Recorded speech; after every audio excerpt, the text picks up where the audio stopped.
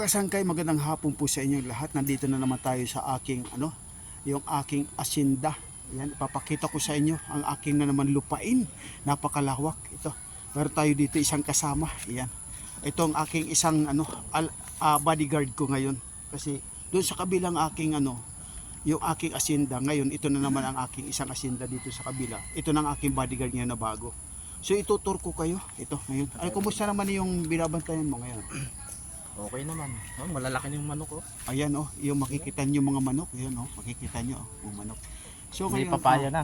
May papaya na. Ayan, may mga bunga na papaya. Nakikita niyo, may mga bunga ng papaya. Ngayon, papakita ko ito sa inyo, ito kalawakan ng aking lupain. Ngayon, andito ito yung itong aking bodyguard ngayon.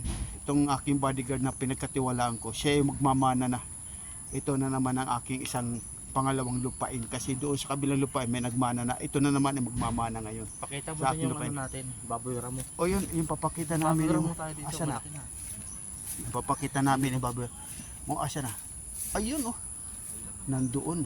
Pakita ko sa inyo Ito yung mga inalagaan niya. Kasi Sir, una, maglilitsyon tayo ngayon o wag muna? wag muna kasi papaano natin muna. So susunod na lang tayo mag kasi ngayon kumbaga iniikot ko muna siya doon dito sa kasi bago lang siya nakarating dito sa aking panibagong lupain. Yan dito tayo sana. Yan na yung baboy ramo natin. Pwede Yan. na nating litsunin yan. Yan. Ito pakita ko sa inyo yung mga baboy ramo. Yan. Pakita ko sa inyo. Ayan nandoon. Nandoon, hindi natin makikita.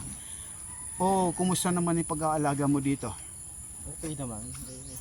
Ayan. Kailangan lang talaga ng tiyaga. Tiyaga. Para Alam mo na ikaw. laging healthy yung ating mga alaga. Yan, alam mo na ikaw na yung magmamana dito sa aking lupain na pangalawa. Yung ang una, may nagmana na. Ngayon, ikaw ay yung pagmamana naman. Salamat, Ito, salamat. Yan.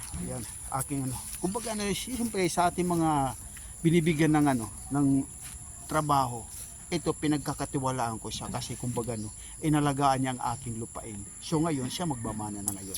So mga kasangkay, kung isa kang follower na Big Samar, huwag mong kalimutan na suportahan nyo yung aking content na araw na ito.